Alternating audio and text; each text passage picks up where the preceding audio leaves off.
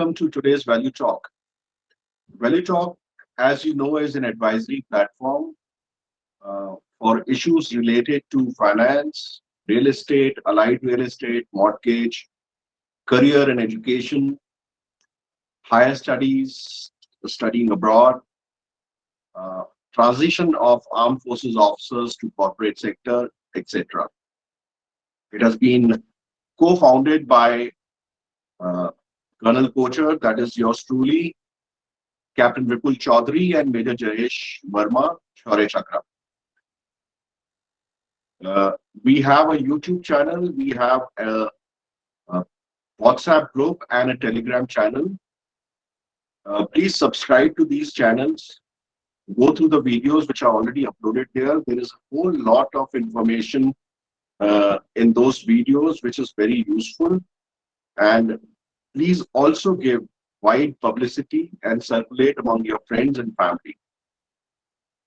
So today's talk, Value Talk, is about career counseling, and we are going to cover the entire spectrum.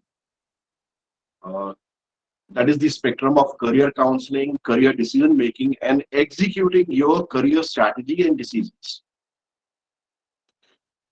It's relevant for everyone. It's relevant for the school kids. It's relevant for their parents.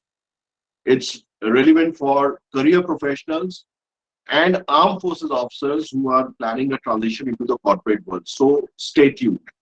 And for this, we have with us today uh, a very experienced personality in this particular domain, Mr. Rahul Yadav. Welcome to the show, Rahul. Thanks, Manish. Thanks for the opportunity. Yeah, before we proceed, Rahul, I'll give a brief introduction about yourself. So, Rahul Yadav is a alumni of London Business School and MBA Gurgaon. He has over 20 years of experience across business strategy and operation roles in India, Southeast Asia, and Africa. He has experience of uh, high growth industries like internet, telecom technology, retail, fintech, education, and consumer electronics.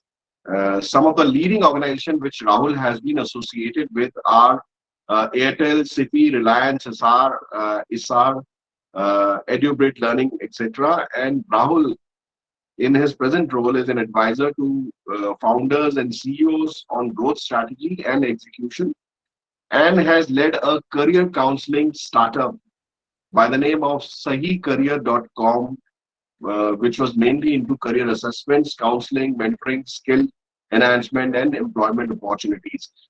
So that covers, I think, the entire spectrum. Rahul, have I missed out anything? No, thanks, Manish. Okay, great. So, so Rahul, we before we start, I'll set the tone of the talk today. Uh, so, as I understand, career counseling is relevant to all brackets. It's relevant to the students. It's relevant to the parents of the students. It's relevant for career professionals, and it is also relevant, especially for armed forces officers who are planning a transition into the corporate sector. So, Rahul, today's talk, we will try to cover all the three categories.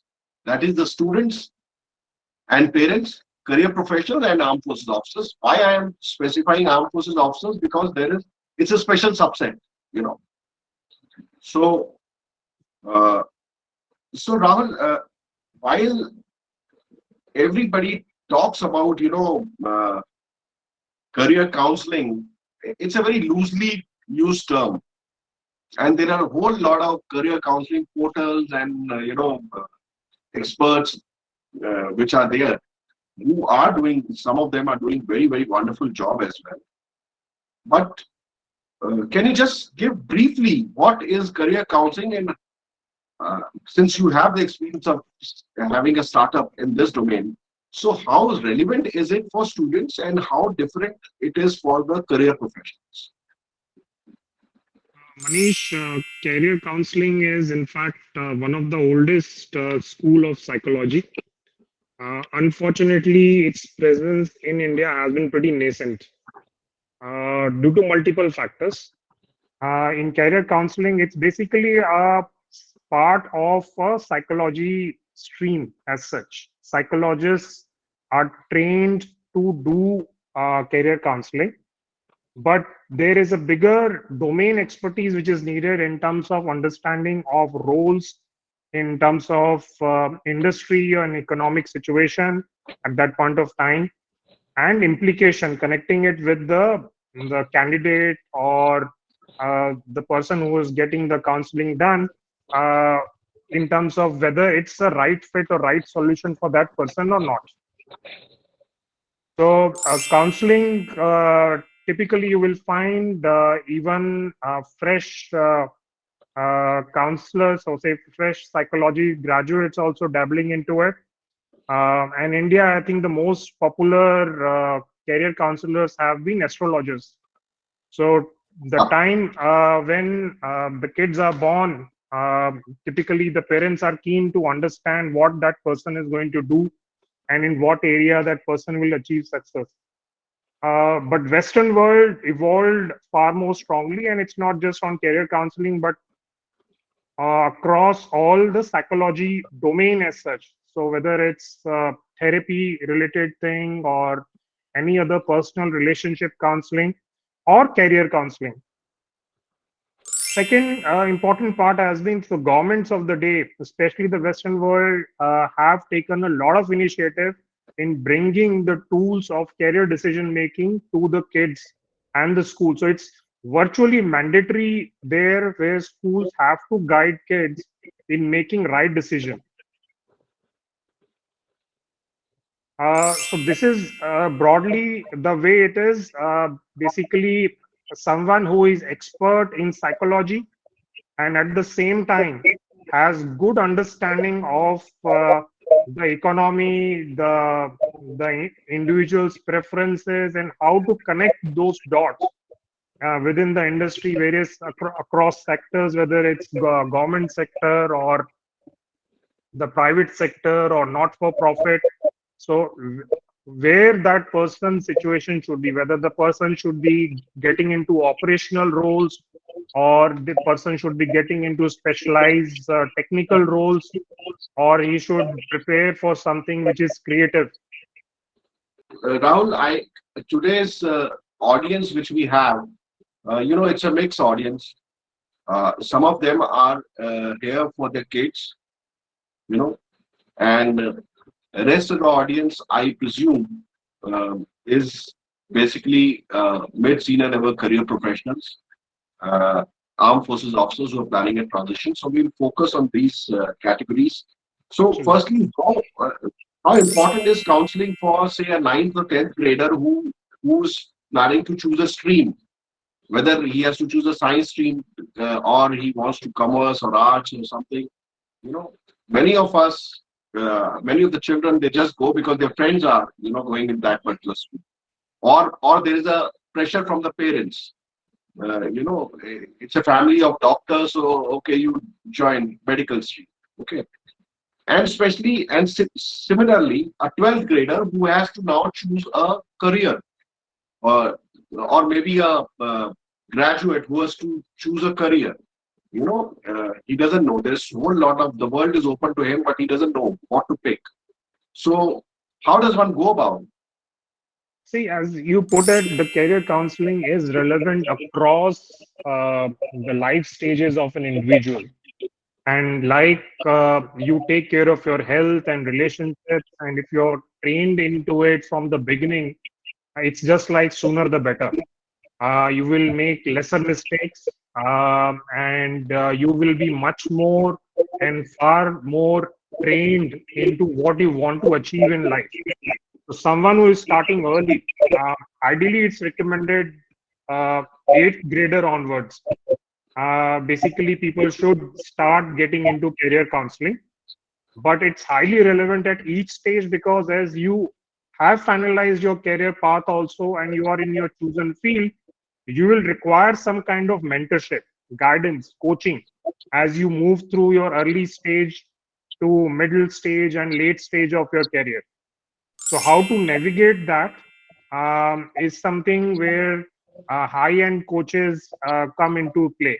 So broadly, um, the best time to start is 8th standard, and at that stage, people are looking to make choices in terms of subjects. In our domestic boards, which are CBS, primarily CBSE, you don't have choices to make till 10th, but many, even in ICSE and Cambridge board, you're required to make choices in 9th and 10th grade. Then in 11th and 12th grade, you are choosing a stream. So that is a very critical period, because if you have decided to not to go for science, you have closed a lot of your options thereafter. If you decided to drop medicine, uh, there's no way you can again become a doctor. So it becomes very, very difficult unless you repeat or uh, go through some special program, which is very, very remote chances whether you will make it. Same is whether for engineering. So for technical courses becomes very, very difficult. And once you have done your 12th grade, then it's about choosing the right program, right institution, because what has happened last few years, um, say last 3 decades or so, with liberalization, we have seen mushrooming of private education institutes, both on the technical side and business side, and also medicine. So you must know whether it's worth going into that program or that course or that college, or it will be better off making a choice into something else, some other option. What is the other alternative which they might have? And later stages, once you have finalized, you have made the right choices in terms of your program, and you have graduated, then it's about within that program. Suppose you have done your electronics engineering. So what are the career options which you can do? Um, so one of the biggest bottleneck which we have faced all across is people uh, are not open once they have specialized into something. So someone who has done science, he is not willing to explore non-science areas in after 11, 12 easily. It's only out of compulsion that they want to try it out. Similarly, if you've done engineering or medicine as your first degree, um, you feel kind of wedded to it. You don't want to explore related areas, even if you're not liking it, if you're not enjoying it. So, which is one of the major mistakes people make, and these mistakes continue till later stage. So broadly, there are tools. I think we'll get into that in terms of what needs to be done by individuals at each stage in terms of how to make maximum of their potential. Okay. First of all, you tell me, how does this counseling is done? I mean, is there a systematic process? Are there tools available, or is it left to the better judgment of a counselor? No, it's absolutely not left to the judgment of the counselor. Uh, but like any diagnostics, when you go for any ailment or any disease to the doctor, the first thing the doctor wants you to do some diagnostics. Yeah. Similarly, in career counseling, there are career assessment tests, relevant career assessment tests, which an individual should undertake. These tests differ from the stage of your situation. So you might be, if you're eighth grader, then the test will be slightly different from a person who is possibly a 35-year-old in an MNC and not clear in terms of what he wants to do next. So assessments will differ. The broadly basic what has happened historically, these assessments measure three parts. One is the interest part, interest and in preferences of the individual. Second is the personality part. And broadly, if you see, astrologers also try to predict based on personality only, but does not give you the full picture, and especially they don't have any data points also. The third part, which is the most of the traditional tests try to do, is the aptitude part. So you would have seen that people who are giving an MBA, they are tested on aptitude. People giving banking entrance exam or NDA exam, they are tested on aptitude.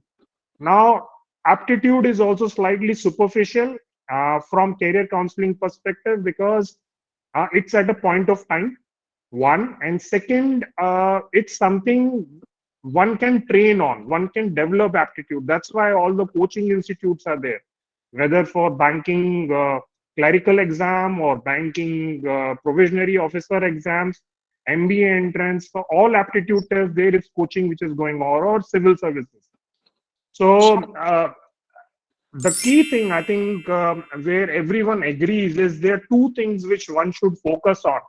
And if you are unbiased, if you are uh, in no pressure or any fear as an individual, and you're not fudging or you faking your responses, then broadly, what I should be come out with any test is what is your interest area, strong interest area, and what are your core strengths. Now, strengths are also divided into two parts. One are inherent strengths which an individual develops over a period of time. They are not like something which you can be trained by a program or anything. So they are inherent to you. This is the way possibly a kid has been brought up in first 7 years, what he has or she has gone through, experienced, enjoyed doing, and became good at it, and they kept on building on it, many a times not actively, passively. So they're pretty strong in that. Skills are something which you can develop on. Skills are something which you can pick up. So, for example, when you do an MBBS program or you do a computer engineering program, you're developing or you're picking those skills as a programmer or as a budding doctor, in terms of how to go about become a better doctor. Uh, but if you don't have the core strengths required to be a doctor, if you don't have core strengths required to be a engineer, then you will struggle. And that's true for all the people. Why people, in spite of when we see them, okay, such a wonderful career this person had. He has, say, graduated from IIT, then he went to an IIM or ISB, has been working in MNC, has 2 CR kind of a salary, but still unhappy. Yeah, still under pressure. And that happens because it's the job which they are doing is not giving them happiness. And that happens because it's either not related to their interest area, they are under some compulsion to do it, or it's not up to their strength. Things happen, people tag along, but it's good to, or very important to reflect on your choices, reflect on how things are going. Very old technique which uh, Bhagwan Mahavir and Lord Buddha had given a long time back. And this is about only reflection. So reflecting through the process of things which went well, not so well, during the day, during the week, during the month, during the year, and building on that. Um, and if any kid or a mid-career professional is reflecting properly and is being true to himself, unbiased, the assessments can be very correct. The career assessments. Right. So Rahul, what I understand from this topic and why we chose this topic also was because, first of all, we don't realize, but most of our life is spent in the office or at the workplace. It may be your own, business. It may be a job. One may be doing. Most of our life is spent in the office, and if you don't like the job you are in, then you are it's basically wastage of your life. So that's why for all the parents who are logged in or who would be watching this video hereafter once it is uploaded, it is very it's time that we go a little systematic about it. We don't have to be run of the mill parents, like, because everybody in our family is a doctor, so my child also has to be a doctor, or if everybody is joining army, so or if uh, so my child also has to go there. It's now the tools are available, and one must make use of those tools, because once a line is chosen, it's very difficult to switch to a different line. It will it is like starting the process all over again. So that is as far as the school kids etc are concerned. Now coming to the career professionals, or especially armed forces officers.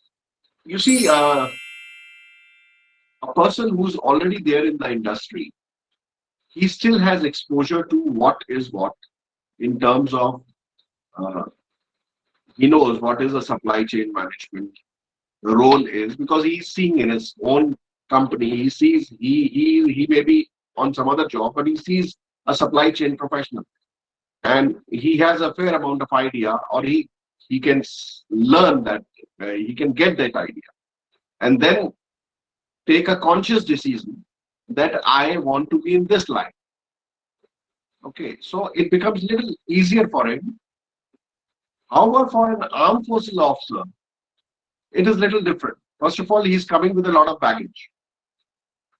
He's coming, I will give you first the what is the uh, categories of armed forces officer. There are short service commission who come after 5 to 10 years of service. Then there are 15 to 20 years of service people who take release, early retirement, and then there are officers who are coming after full service.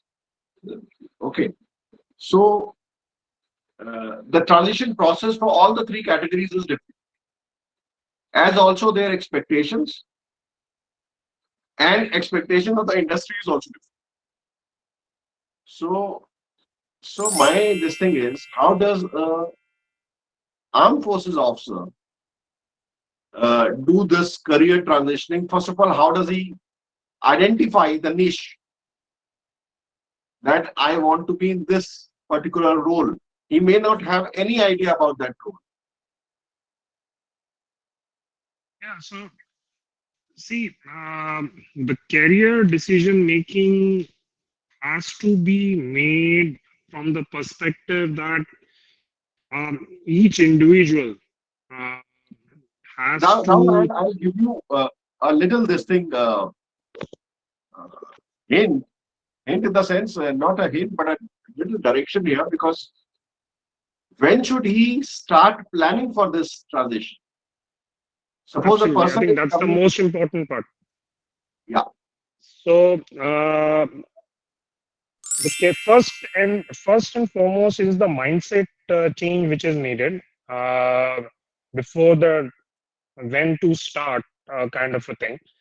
So when to start, I shared sooner the better. Uh, and eighth grade onwards, people should be aware of what is the kind of life they want to get into, what is the kind of the roles they will enjoy, what are the subjects which they enjoy learning and doing. Same holds true for mid-career professionals and veterans. Uh, so if I know I will be moving out of my current job after 5 to 10 years, so what is that I would like to explore to? What is that I'm the company and I myself with the product? Yeah. So as an individual, I am the company, I am the business myself, and I am the product because you have to sell yourself. at the end of the day. You are not someone who will be uh, it's like when what happens in IITs or IIMs in some of the prestigious institutes, that there's a lot of demand supply gap, that companies jumping over each other to recruit talent. But that would not be true for most of the graduates in the country, one, and even more difficult for mid-career professionals. So what you have to look at is the two parts. One, where the gap is, where what is the gap which I can fill in. Okay. Suppose an individual is passing out of uh, army at the stage of 30, age of 30, 35. So what is the kind of roles which interest me, which are my core strengths, and what are the industries and what are the typical organizations where I can fit in? Yeah. Then they have to, the next stage is you have to understand that requirement of that particular industry. This is the at this very macro level thinking. Okay, I want to be part of Hindustan or Unilever company after I've finished, or ITC after I've finished my short service commission. But what is the requirement of that role, or what are the kind of roles which Unilever in India, or say uh, um, ITC would be looking to offer to a person of my background? If there is a gap, if there is a skill gap, is there that skill gap I can bridge? One.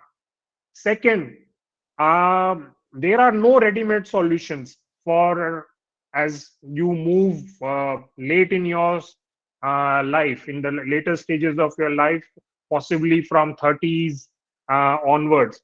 Then you have to basically look at very solidly networking with relevant people, people who would be interested in buying you or say hiring you as a professional.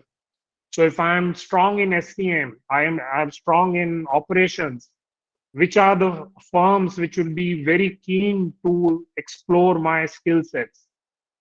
Do they have the relevant opening, or they have vacancies available there? Is the SCM or operations role the same, the way which I have envisaged earlier, or it's different for that organization or that industry? So there are a lot of homework which an individual needs to do. This is something which has been which is very part means regular feature of Western world as such, because they don't have this kind of a phenomena very strongly in terms of campus placements. The individual, if he or she is looking for career transition, or they want to explore to career in particular industry, they need to network really hard. They need Right. to go out and meet people, and if there are skill gaps, build on those skill sets.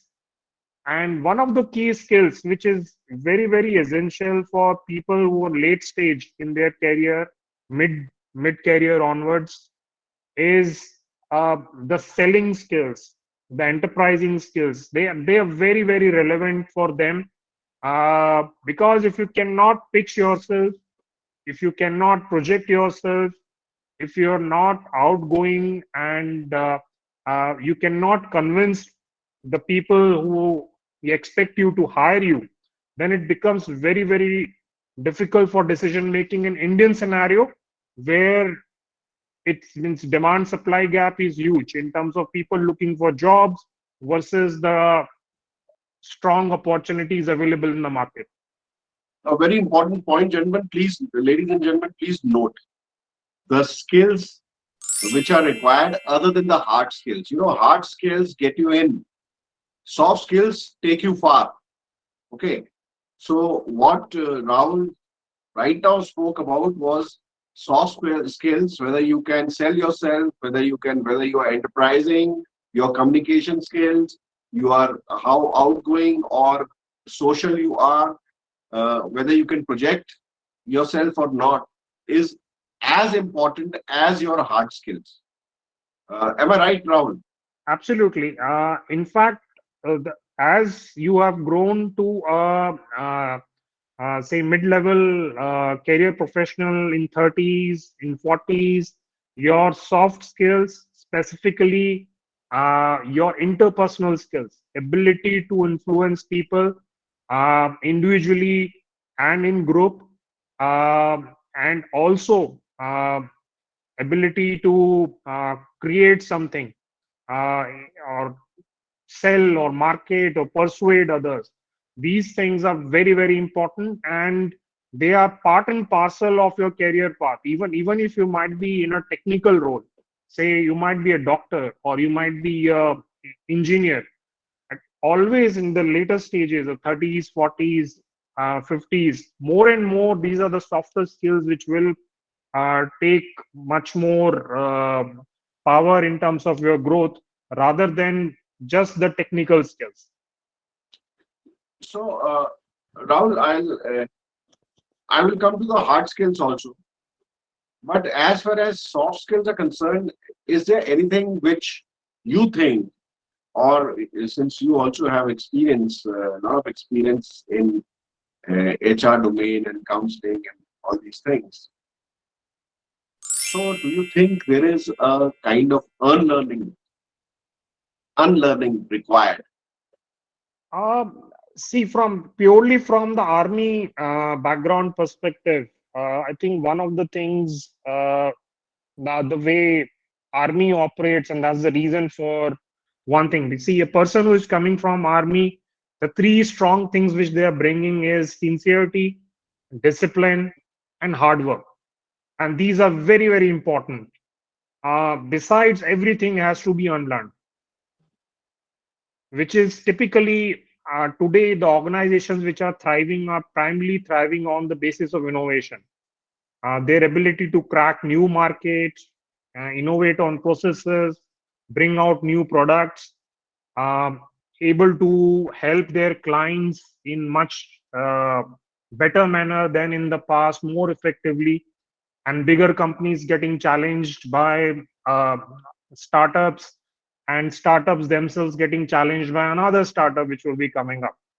So the idea is, in this, the traditional way of doing things in army will not work in as a cultural fitment for most of these organizations, because army or armed forces work on command and control kind of a situation, while most of these organizations, whether they are size of the Googles or Amazons of the world, or the startups, the new age companies which have been most successful in last 20-25 years, they thrive on bottoms up approach.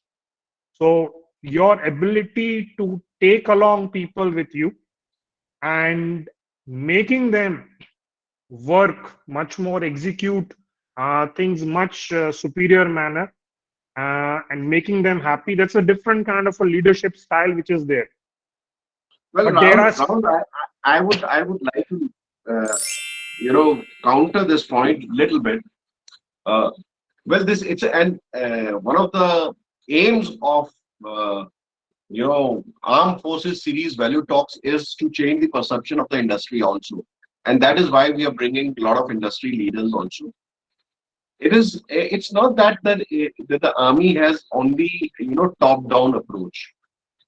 It changes its approach in different scenarios. Sometimes it is top down direct, sometimes it is directive style, sometimes it is a inclusive style of leadership, where you take feedback, you take everyone's this thing, and then make your decision. So it's not always the top down approach, but I get your point that there is certain amount of unlearning which has to be done, and you have to be ready for the cultural differences which are there. There is a definite difference between the cultures of armed forces and culture of corporate sector, definitely. So one has to be flexible in his approach and be ready to observe this different culture. So that point is well taken. And But as far as the hard skills are concerned, I have seen a lot of officers who have spent 24, 25 years of service in the army, and then they are going for project management certification. You know, in fact, why go far? I also enrolled myself for project management certification. I took the classes also. And but when I looked around, all the people around me were in the background, in the experience bracket of uh, mostly in 2 to 5 years, you know. And that is the time I decided that I will not take this exam. I don't require this PMP because, I didn't want a stamp. While the same certification may be relevant for a short service commission officer or an officer who's coming after, say, 10 years of service. Similarly, a lot of officers are going for distance learning MBA. So, what are the kind of, or somebody's after uh, coming out or before coming out is honing up their technical skills, which is very good. What is it? How do you decide that what is the kind of qualification I should require? I am of the firm opinion that one should hone up their skills. See, from a person who's being hired as an experienced professional, some of the things which would be expected from an army, ex-army man would be that they have strong leadership skills. They have, they know how to get things done. Yeah. So project management, they may not have formal qualification for it, but it becomes part and parcel of their uh, CV as such. Now, we can broadly divide it into two parts, and which is true for all the professionals. One is uh, their operational roles, which doesn't require technical skills, hard technical skills, and roles which are requiring hard skills. So, for example, if you someone wants to be a project manager in an IT company, okay, and that person has worked in army in operations, has done project management certification. As a recruiter, I will not be keen to, I won't be interested in that kind of a person, because what I would require, whether, because one, that qualification has come very easy, because whatever come is easily available in the market has anyway, that it has got diminished value. So a project management certification or any kind of certification, unless it is something like a, you have become a CFA, yeah, which is very, very difficult to crack, a chartered financial analyst, or you have become chartered accountant, yeah. So, and you have relevant experience also, some experience that you have worked there, it's very difficult for a recruiter to make that decision, because within IT industry there are so many people who want to move into project management side, whom company has sponsored, or who are on their own have done project management, or who have done an MBA now. Because you see any top management institute in India, the 80% or say 70% people are from engineering background. So Right. they, after doing MBA, definitely they are not going to go back into the coding or programming stuff. They will be getting into managerial roles. So your competition is with all these kind of people. Um, so key thing is the individual who is coming from army background has to play to his or her strengths. These strengths are basically um, they have very strong leadership skills. They can manage people and get things done. They're supposed to be very strong on supply chain management, logistics, and operations. Um, Now, please understand, in any organization, you have broadly two kind of roles. One are the people who are kind of hunters who are going to get the business for that organization. Right. And second is the gatherers. who are basically going to make something out of it. Whatever business has come or resources which have been generated, they will make out of it. And this has been going on since millions of years. Whether it's people before Homo sapiens and even Homo sapiens traveling in forests, this is the way the it has been naturally structured in terms of traditional two most important roles. Now, in today's parlance, in the corporate world, or say in government also, non-profit also, if you can contribute towards resource generation or sales, yeah, uh, you are interested in that, there's a huge amount of opportunity which resides there.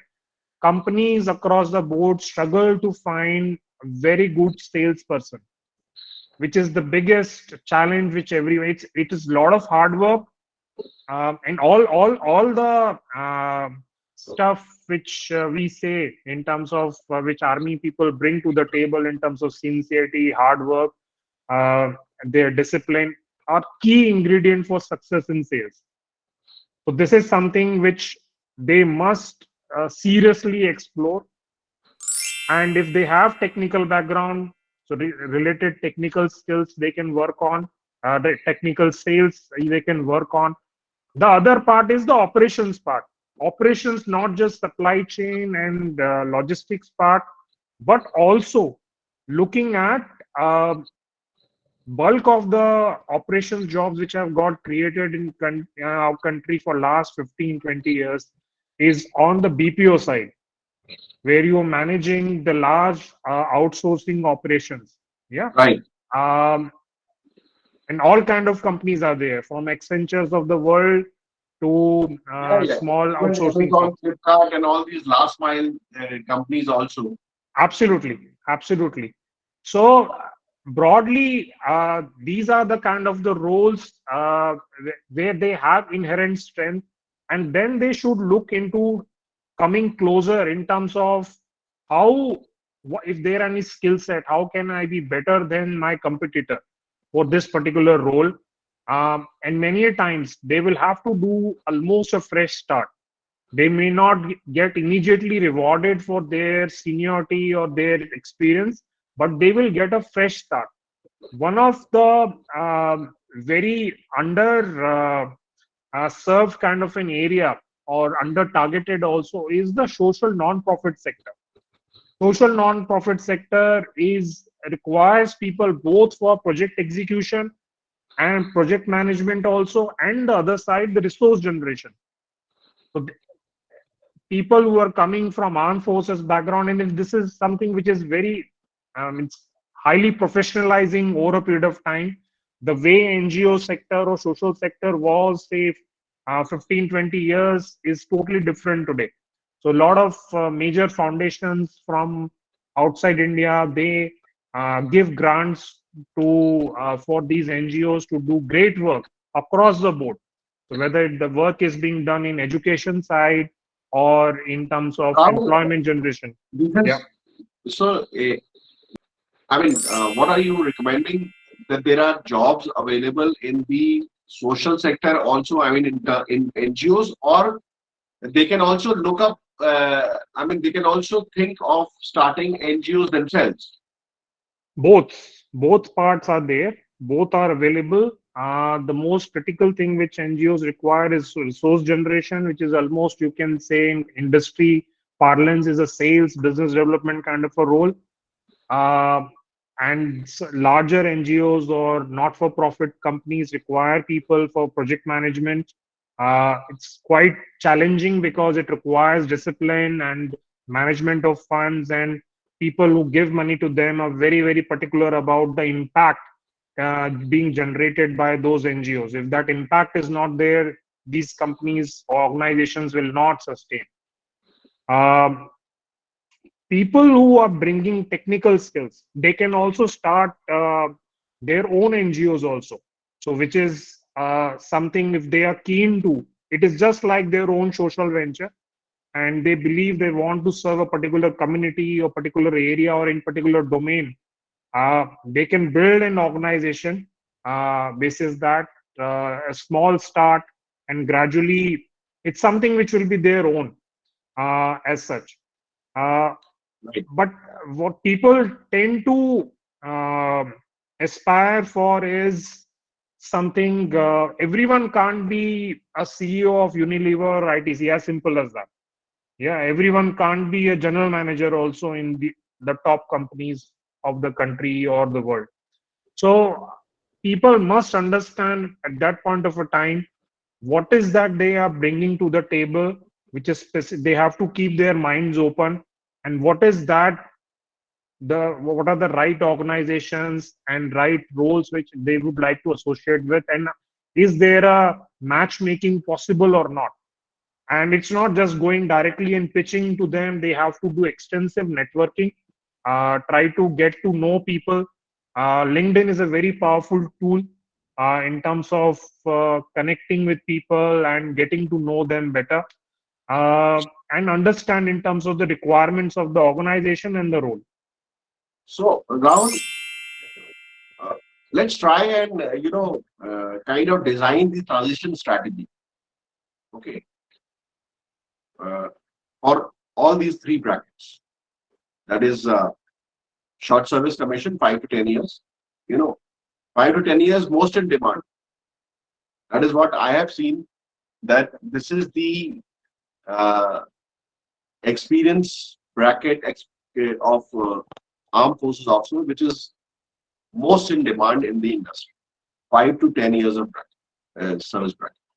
Yeah. So, so before the transition, at least if not more than a year, at least an year before the transition, when the switch has to take place, one has to start planning, right? And if it is some kind of a skill which is required to be acquired, then those qualifications can start concurrently, right? So firstly, you have to make up your mind when are you making the switch.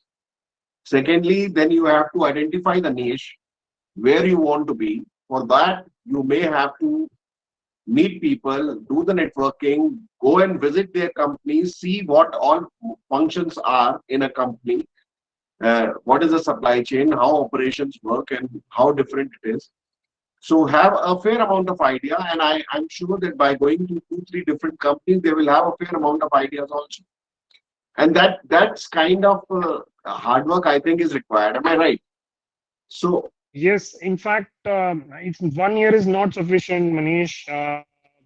Frankly, if you know your exit date from armed forces, uh, please understand the dynamics I of just Indian wanted market. this to come from you because these Yeah, people don't. Nobody listens to me when I say 1 year is not yeah. So sufficient.